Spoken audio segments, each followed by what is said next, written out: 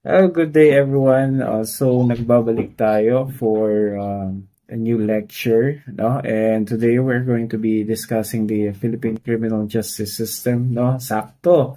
At marami na namang mga newly enrolled for this incoming semester or sa mga enrolled na, no? So this is a advanced lecture for those taking Bachelor of Science in Criminology, especially the freshmen. So hello sa inyo. Welcome sa Criminology. And as I've stated, today we're going to be discussing the Philippine criminal justice system. Okay, so we have here what is criminal justice system in general. We're defining the criminal justice system before we start defining what is the Philippine criminal justice system.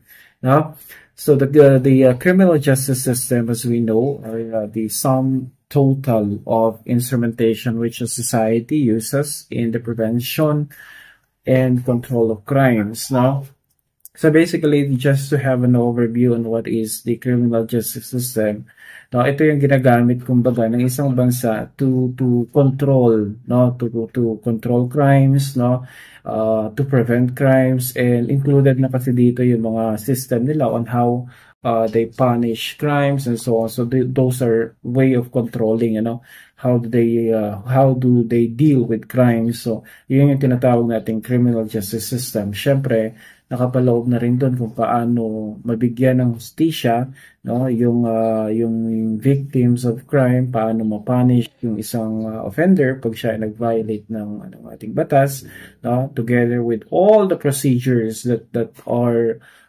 included on the topic criminal justice. So kasama yung proseso, how or when do we punish a offender, when do we consider him as a criminal, and so on. So lahat ng yun is nakapaloob doon sa ating criminal justice system.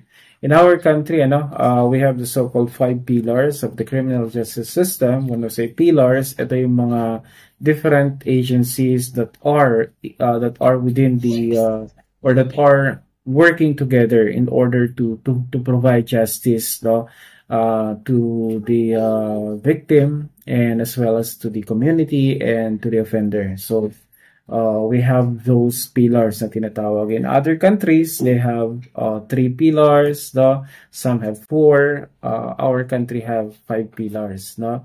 So what are they doing? Anong ginagawa nila is they are, as I've stated, coordinating with each other to provide justice. Kasi yan naman yung main concept ng criminal justice system, providing justice, no? So ngayon, ang pinaka pag-uusapan natin dito is justice. Siyempre, justice. However, before we talk about justice kasi is reactive na yan eh. That's the result, no, of something when we are talking about justice. So ano ba yung pinaka main cause, no, or main problem natin pagdating sa ating criminal justice, no? And that is of course crimes, no? Crime. So we have here the breeding grounds of criminality, no? Bakit nga ba nagkakaroon ng crime? Ano yung mga dahilan kung bakit nagkakaroon tayo ng crime? As you know, probably they discussed this already to you when you enrolled Introduction to Criminology. So alam niyo na yung mga possible reason kung bakit nagkakaroon tayo ng crime, no? One of the main reason or causes of crime is of course we have poverty, no? Poverty is defined as the concomitant deprivation and hardship, no, wherein many are forced by their circumstances to resort crime. Though what we are not saying that when you are poor, you basically are criminal. No, hindi naman yun yung point natin, or hindi natin sinasabi na once you are considered as poor, is you will become criminal. However, kailangan natin kasing i-consider that poverty is one of the reason kung bakit nagko-commit ng crime ng isang tao, no?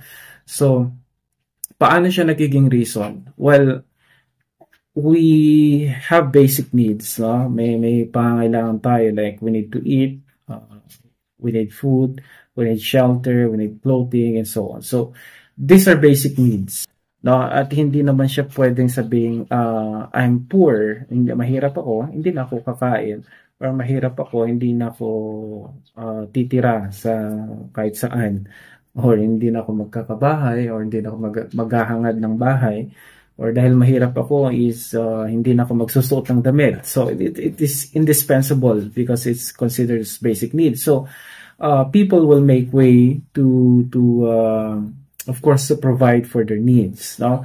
So diyan pumapasok yung possibility that, you know, because they don't have opportunities where they could legally earn money, no? Pwede silang pumasok doon sa pagko-commit ng crime when they are left with no choice, no? Hindi naman ganito kasi many people are thinking that crime is by choice. That is rational choice theory, kung titignan natin. But for example, ako is gutom na, no? And wala namang magpapahiram sa akin, walang magpautang sa akin, or walang magbibigay ng pagkain sa akin, no? So meron akong nakita, no, a basket of bread, for example, a basket of bread, no? I don't have money to buy bread, no?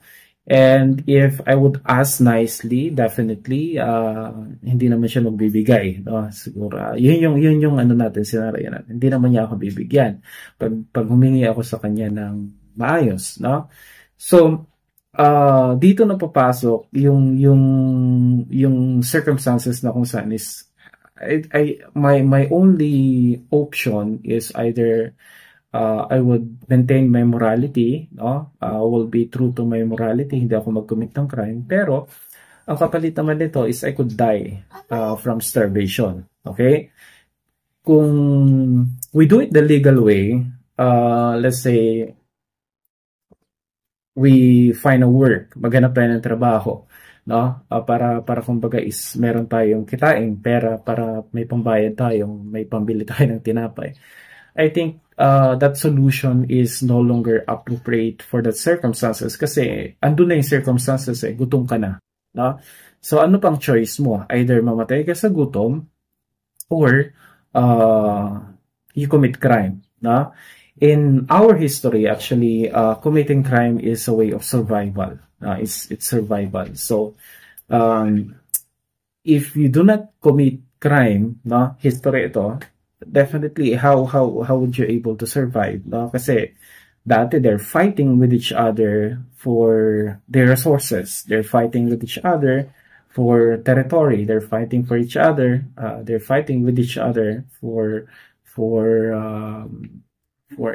food, like that. So they're basically committing crime, and that's how they survive, no? So it's a way of surviving also. But then now we could not say that committing crime is acceptable to our society. Hindi naman yun yung point.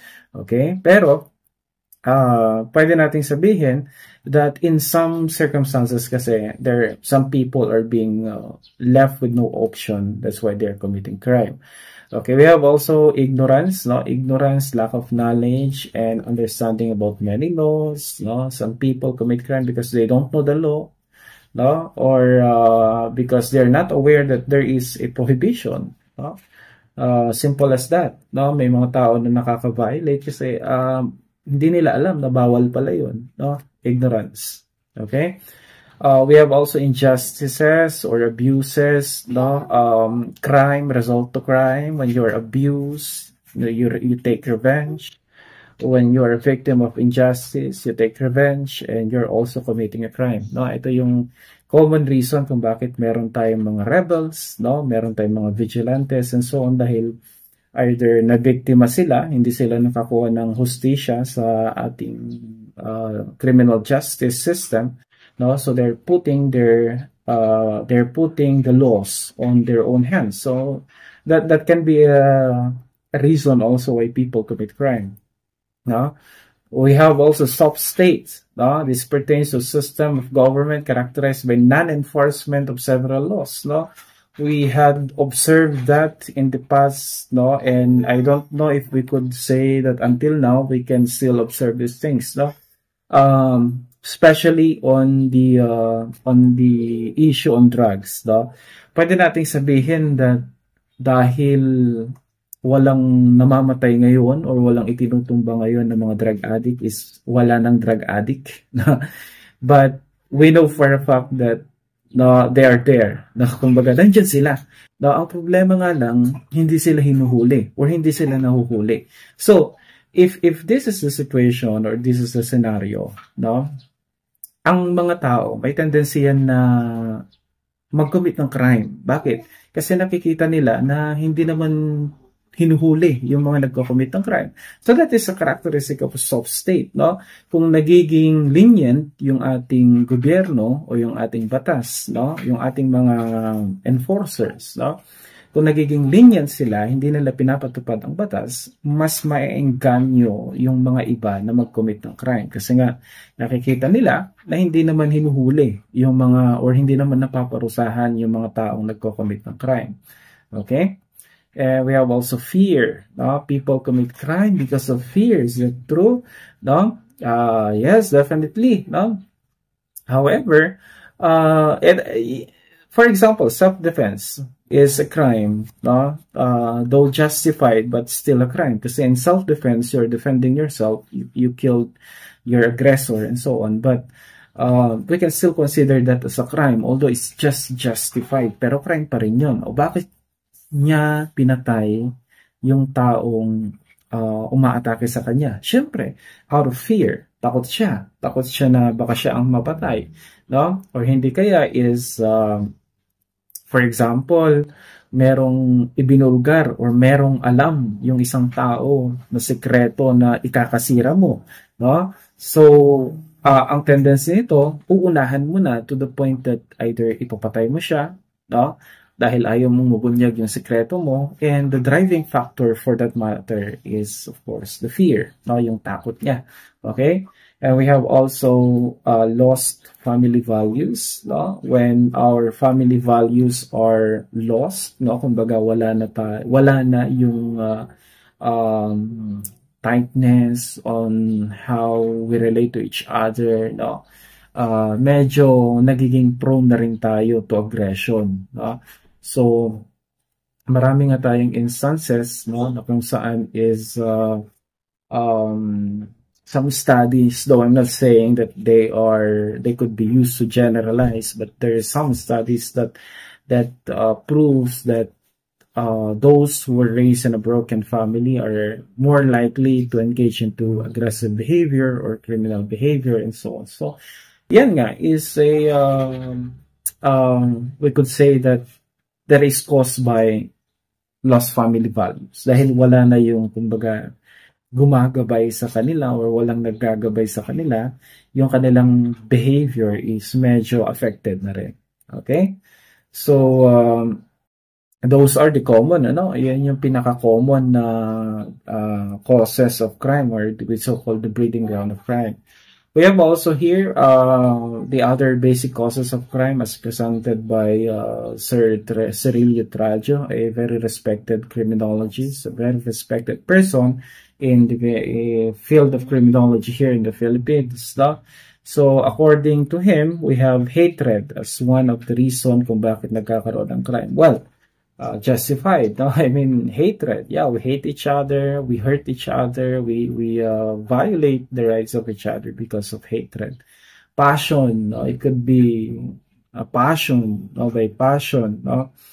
Meaning that sometimes is he cannot control his behavior. No? Yun yung pagkaka-define niya with regards to passion. No?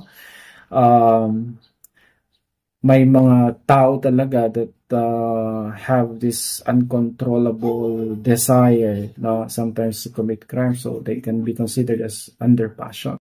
Or personal gain, no? Siyempre, kasali yan, personal gain. Some people commit crime, they steal, they abuse or sexually abuse others for personal gain. No, they kill some people for personal gain. So most likely for personal gain, yung mga yan. And insanity. No, not all people are sane. Hindi lahat ng tao matino. No, there are some people also that commits crime because they don't have full control of their sanity. No, so ibig sabihin may problema sila sa pag-iisip that affects their controls, no, to their behavior. Also sometimes that cause them to commit crime. And we have also revenge. Syempre kasali din sa revenge. Ano? This means retaliation. No, yan. So some people commit crime because of revenge, di ba? We made mention kanina that injustice, abuses can sometimes result into criminality also, and this is also connected to revenge. No, that some people commit crime because of revenge, dahil gumaganti sila, no? Or may ginagantihan lang sila. Okay? Now, kung balikan natin yung mga discussions natin, why do we need to discuss the different causes of crime? Very important because, for example, let's take poverty as an example. If a person committed a crime because of poverty, how do you deal with him? Should you punish him? Should you be more lenient to his case? Should you be more aggressive to his case and so on. So, nakita niya that depende kung ano yung dahilan kung bakit na-commit yung tao ng crime. Maybe pwedeng i-adjust din natin kung paano natin siya tratuhin. No? Yun yung new concept kasi on viewing crime. No? In viewing crime. Hindi yung, for example, nang snatch yung tao. No? Common to na-observe natin on social media. Pag nang snatch yung isang tao, no, isipin agad natin, ay, addict siguro yan. O di kaya yan ay mga sugarol, mga perwisyo, no? But we are not really considering the situation or the circumstances. Bakit niya kaya na-commit yun? Diba? So, not all criminals have the same motive. Yun yung gusto nating palabasin dito. Not all criminals commit crimes for the same reason. So, we should not treat all criminals the same. No? Because there are some people who commit crime because they have no choice out of poverty. There are some criminals who commit crime because they just don't know the law. No? Or hindi lang sila aware doon sa batas. And if they know the law, perhaps they will not commit crime. Yung mga nag-commit ng crime dahil mahirap, perhaps if they're not poor, they will not commit crime. Diba?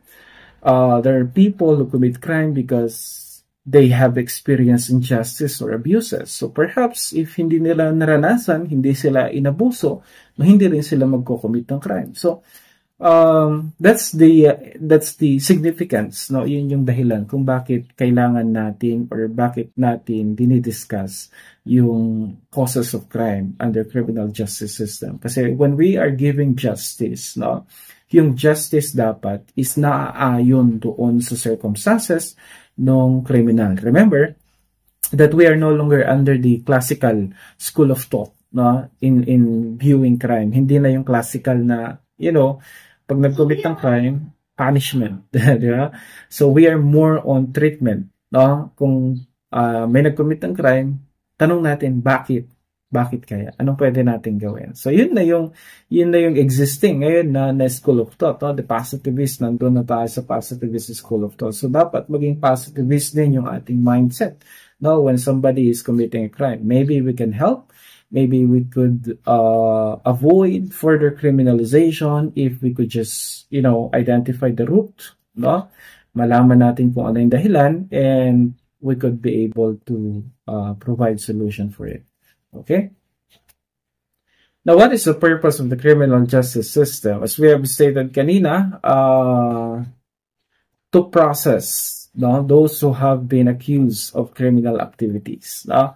Ang ating criminal justice, it provides the process. Hindi yung basta pinagbintangan ka, you will be punished, you will be sanctioned, you will be imprisoned. no? Yun yung essence niya. No? Kaya nga medyo ano tayo nung nagkaroon ng maraming patayan because of drugs and so on, hindi tayo agree doon. Bakit? Kasi we have a working criminal justice no? Meron tayong sariling criminal justice that provides the process, no? Na nagpro-provide siya ng process. Hindi yung basta itinuro, itinumba, ayun na. No? There is no justice, no? Walang justice doon. Bakit? Kasi for us to have justice, dapat sundin niya yung proseso. No? Sundin niya yung proseso mula sa pag-aresto hanggang sa trial, sa rehabilitation, and so on. So, nandun yung process na dapat nating sundin. Hindi pwedeng i-bypass natin yung process, no? Kasi hindi natin na ibibigay yung justice. There is no justice in bypassing the criminal justice system that we have. No? Yun yung kailangan nating tandaan. Okay? Now, I made mention of this kanina, no? The pillars, no? The 5 pillars of the criminal justice system. So we have here the components of the criminal justice system o yung pillars na tinatawag natin, starting with the law enforcement, no? Sila yung mga nagpapatupad ng batas, the PNP, no? Sino po ba yan? Mga nandyan, LTO, no? The NBI, no? Lahat ng mga law enforcement agencies na nagpapatupad ng ating batas are under the so-called law enforcement pillar. No, and then we have the prosecution. The prosecution, no, is the one that represents the state or the victim in a court proceeding. No, so siya ang abogado ng mga biktima, no, ng ating bansa whenever there is a law violated. No, the prosecution is the counsel for the state, the counsel for the victim.